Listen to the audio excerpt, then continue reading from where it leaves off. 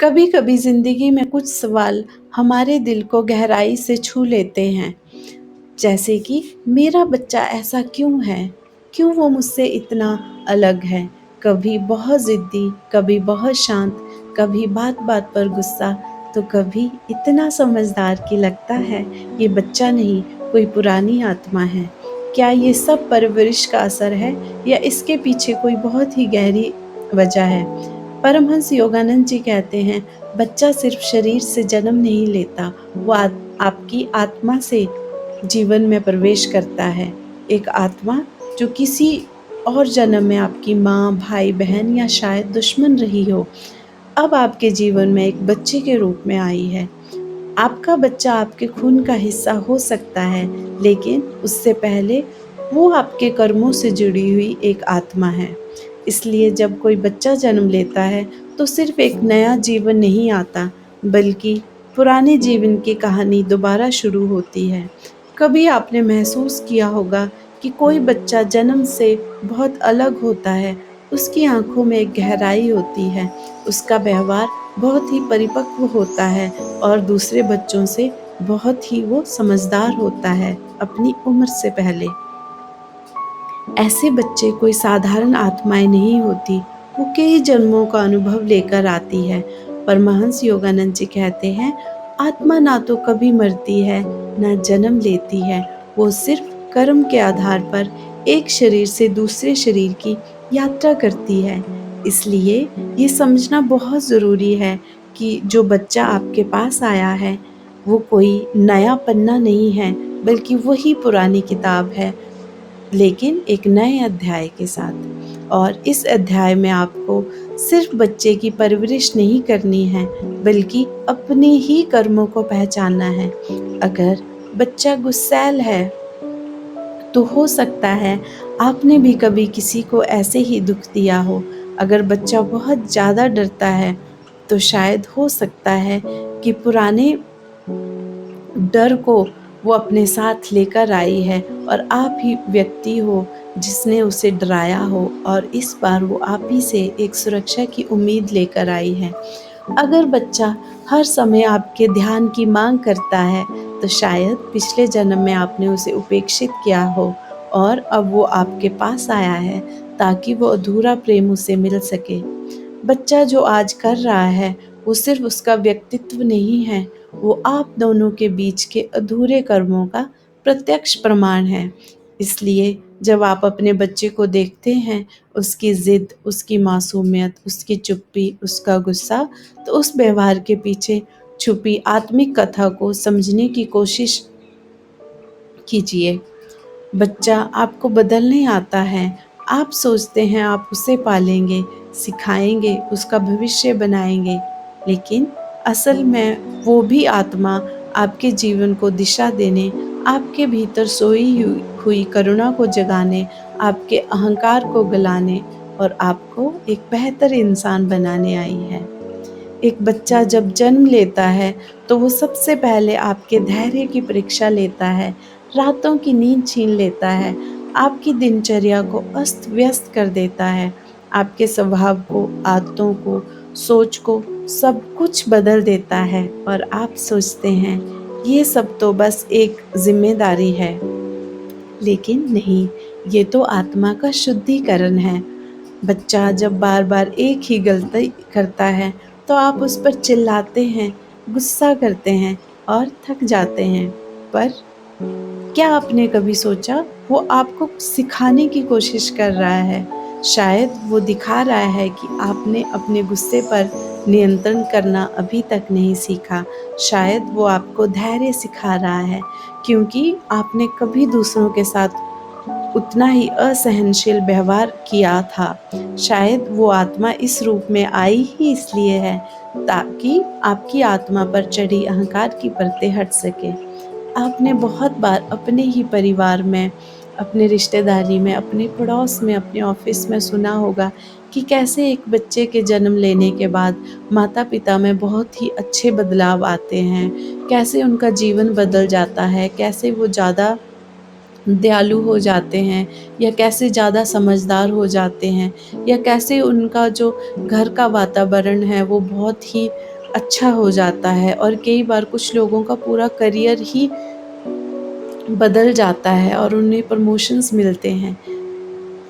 तो ये सब जब एक नई आत्मा आती है, तो उस आत्मा के साथ-साथ वो अपने माता-पिता पर जो है एक गहरा बदलाव छोड़ती है, उनकी आत्मा को शुद्ध करती है और उन्हें और प्रोत्साहित करती है कि वो एक अच्छा जीवन जिए।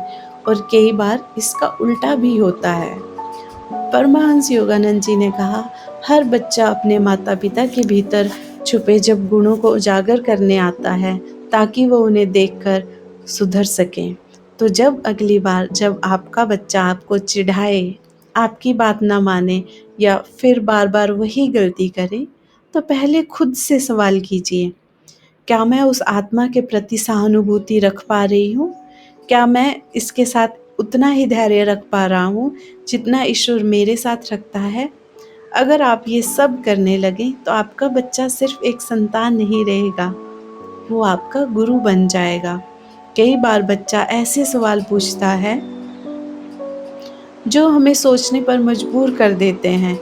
कभी वो एक ऐसी बात कह देता है जो सीधे दिल को छू जाती है। कभी वो ऐसे पल में हमें माफ़ कर देता है जब हम खुद को माफ़ नहीं कर पाते।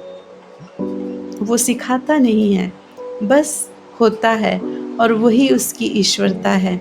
आप सोचते हैं कि आप उसे कुछ सिखा रहे हैं, पर असल में वो हर पल आपको कुछ सिखा रहा है, आपको आप ही से मिलवा रहा है। और यही तो है आत्मा का गहरा खेल, जहाँ शिक्षक और शिष्य का फ़र्क मिट जाता है, जहाँ कर्म और प्रेम दोनों एक साथ बहते हैं। तो अगली बार जब आप अपने बच्चे को देखें, तो सिर्फ़ उसके कपड़े, उसके अंक या उसके व्यवहार को मत देखिए, उसकी आत्मा को देखिए। उस आत्मा को जो शायद आपके पिछले जन्म में रोई थी, जिसे आपने अनदेखा किया था, या जिससे आपने कुछ छीन लिया था।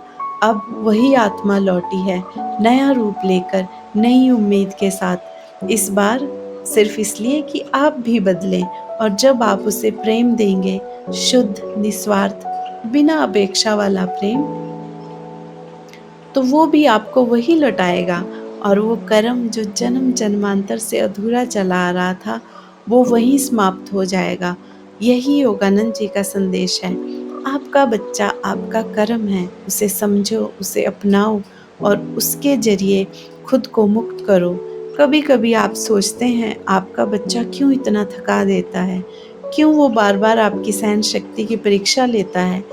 क्यों बच्चे इतने ज़िद्दी होते हैं, और क्यों कुछ इतने शांत कि आप खुद भी हैरान हो जाते हैं।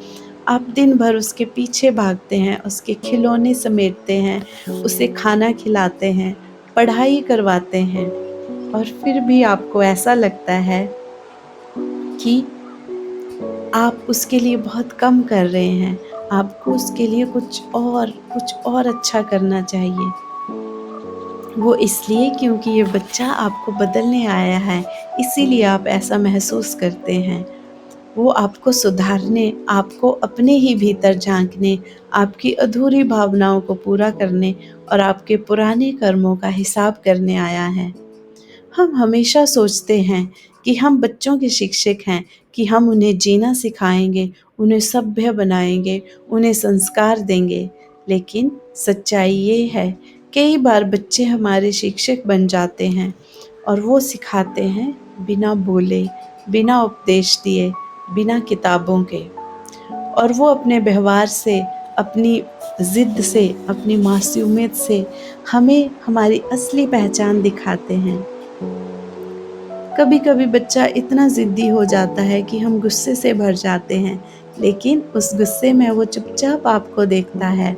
उसमें एक सवाल छुपा होता है, क्या तुम वाक़ई मुझसे प्रेम करते हो, या सिर्फ़ मेरी आज्ञाकारिता चाहते हो? कभी वो बिना वजह रो देता है, और आप उसे चुप कराने की कोशिश में खुद ही टूट जाते हैं। लेकिन उस रोने में छुपा होता है उसका एक सवाल, क्या तुम मेरी तकलीफ़ को समझ पा रहे हो? जो पिछले जन्म में मुझे तुम्हारे द्वारा मिली थी, या बस मुझे शांत कर देना चाहते हो ताकि तुम्हारा जीवन और आसान हो जाए? क्यों वो तकलीफ में भी मुस्कुराते हैं? क्यों वो बहुत जल्दी सब कुछ पकड़ लेते हैं? क्योंकि वो आत्मा पहले भी इस दुनिया में आ चुकी है और इस बार वो आपके पास आई है ताकि आपका अधूरा प्रेम उसे मिल सके और उसका अधूरा घाव आपके हाथों के द्वारा भर सके। परमहंस योगानंद जी ने कहा था, हर आत्मा जो आपके जीवन में आती है वो आपके भीतर छुपे अंधेरे को उजागर करने आती है, और अगर आप तैयार हैं तो वो आत्मा आपके भीतर का प्रकाश भी जगा सकती है। बच्चा आपके सामने एक आईना रखता है, उस आईने में आप देखते हैं वो बातें जो आप खुद में बदलना चाहते हैं, वो स्वभाव जो आप छिपा लेते हैं, वो भावनाएं जिन्हें आप कभी स्वीकार नहीं कर पाते। और अगर आप उस आईने को तोड़ने की कोशिश करते हैं तो आप अपने ही कर्मों से टकरा जाते हैं। बच्चा कभी बार बार गलती करता है तो आप उसे डांटते हैं और कभी प्यार से भी समझाते हैं, फिर निराश से कभी चुप भी हो जाते हैं। आप सोचते हैं ये मेरी परीक्षा ले रहा है, और हाँ, यही सच्चाई है। वो आत्मा आपकी परीक्षा लेने आई है। जब गुरु अपने शिष्य को परखता है, वैसे ही कुछ आत्माएं माता पिता बनकर आती हैं और कुछ बच्चे बनकर, ताकि हम दोनों एक दूसरे के कर्मों को पहचान सकें। और जब आप उस परीक्षा में खरे उतरते हैं, और आप देखेंगे कि ये एक ऐसा चक्कर है जिसमें कभी-कभी गुरु शिष्य बन जाता है, और जब बुढ़ापा आता है तो वही माता-पिता जो है वो बच्चों की भांति हो जाते हैं, और वही बच्चे उन माता-पिता की सेवा करते हैं, उनसे बहुत कुछ सीखते हैं, धैर्य सीखते हैं, एक निस्वार्थ प्रेम सीखते हैं। और जब आप अपने बच्चे को डांटने की जगह गले लगाते हैं, तब आप उसकी गलती में उसकी आत्मा को देख पाते हैं। तो वहीं से आपकी आत्मिक यात्रा शुरू होती है। वो बच्चा आपको धैर्य सिखाता है, जब वो हर दिन वही बात दोहराता है और हर दिन आप उसे वही बात समझाते हैं। तो जब आप उसे वही बात बार-बार समझाते हैं, तो एक तरह से आपकी जो आत्मा है वो उससे एक सीख लेती है, खुद को शुद्ध करती है। वो करुणा सिखाता है, जब वो आपकी गोद में बिना कहे आकर माफ़ कर देता है। वो क्षमा सिखाता है, वो त्याग सिखाता है, जब आप खुद भूखे रहकर उसे खाना खिलाते हैं, अपनी नींद छोड़कर उसकी नींद पूरी करते हैं, अपनी ज़रूरतें छोड़कर उसकी ज़रूरतों को पूरा करते हैं। ये एक बहुत बड़ा कार्मिक चक्र है। वो निस्वार्थ प्रेम सिखाता है, जब आप उसकी हँसी को देखकर खुश होते हैं, आपकी थकान मिट जाती है। आपका बच्चा सिर्फ़ एक जीवन नहीं है, वो आपके कर्मों की किताब का अगला अध्याय है। आप कभी-कभी सोचते भी हैं कि मैं ऐसा क्यों कर रहा हूँ? मैं इतना कुछ क्यों सह रहा हूँ? मैंने तो कभी किसी को इतना समय नहीं दिया, किसी के लिए इतना किया नहीं। उस समय आप उस आत्मा की तरफ देखिए जो आपके सामने बैठी है, आपकी गोद में है, आपकी आँखों में झाँकती है, क्योंकि वही आत्मा है जो पिछले जन्मों में शायद आपके कारण टूटी थी, जिसे आपने अधूरा छोड़ दिया था, जिससे आपने कुछ छीन लिया था, और अब ईश्वर ने आपको एक और मौका दिया है उसे देने का, उसे अपनाने का, उसे समझने का। अब आप पर है कि आप फिर से गलती करेंगे या इस बार उसे उतना प्रेम देंगे जितना आपने कभी किसी को नहीं दिया। क्योंकि अगर आपने इस बार भी अपने कर्म को पहचान लिया, तो वो बच्चा आपके ही नहीं, आपकी आत्मा के भी जीवन में उजाला भर देगा। वो आपको मोक्ष का मार्ग दिखाएगा, क्योंकि जब आप अपने बच्चे के माध्यम से प्रेम, त्याग, धैर्य, क्षमा और करुणा सीखते हैं, तो वही क्षण है जब आपकी आत्मा आपकी परीक्षा लेती है और आप उसमें पास होते हैं। आपका बच्चा कोई बोझ नहीं है, वो एक मौका है आपके पुराने कर्मों को सुधारने का, आपकी अधूरी कहानी को पूर्ण करने का, आपकी आत्मा को मुक्त करने का। आपने कई बार देखा होगा कि कुछ माता-पिता को जन्म से ही बहुत बीमार बच्चे या अपाहिज बच्चे या जो मानसिक रूप से कमज़ोर होते हैं, ऐसे बच्चे पैदा होते हैं। तो ऐसे माता-पिता को भगवान का धन्यवाद करना चाहिए, क्योंकि उन्होंने ऐसे पेरेंट्स को ऐसा मौका दिया है कि वो अपने सारे के सारे जो बुरे कर्म हैं पुराने जन्मों को, उनको सुधार सकते हैं। उस बच्चे की सेवा करके, उसे सहारा देकर, उसे मजबूत बनाकर, उसे जीवन के लिए तैयार करके, पूरे प्रेम भाव से, पूरी करुणा के साथ, तो वो अपने सारे पुराने कर्मों से, बुरे कर्मों से मुक्ति पा सकते हैं और उन्हें उसी जीवन में मोक्ष मिल सकता है, बशर्ते वो उस बच्चे को पूरे प्रेम भाव से, पूरी भक्ति से उसकी सेवा करें। बच्चे, आपने कभी-कभी देखा होगा कि बच्चे किस प्रकार हमें बहुत ही गहरे प्रेम के साथ देखते हैं और कभी-कभी बहुत ही शरारत से। तो उस समय सिर्फ़ उसकी शरारत मत देखिए, उस आत्मा का संदेश सुनिए और जब वो आपसे लिपट कर कुछ ना कहे, तो उसकी आत्मा की आवाज़ को महसूस कीजिए, क्योंकि उस चुप्पी में आपके लिए कोई पुराना संदेश छुपा है, जिसे आप आज महसूस कर सकते हैं, सुन सकते हैं, उससे सीख ले सकते हैं। प्रेम से, समझ से और आत्मा की नज़र से।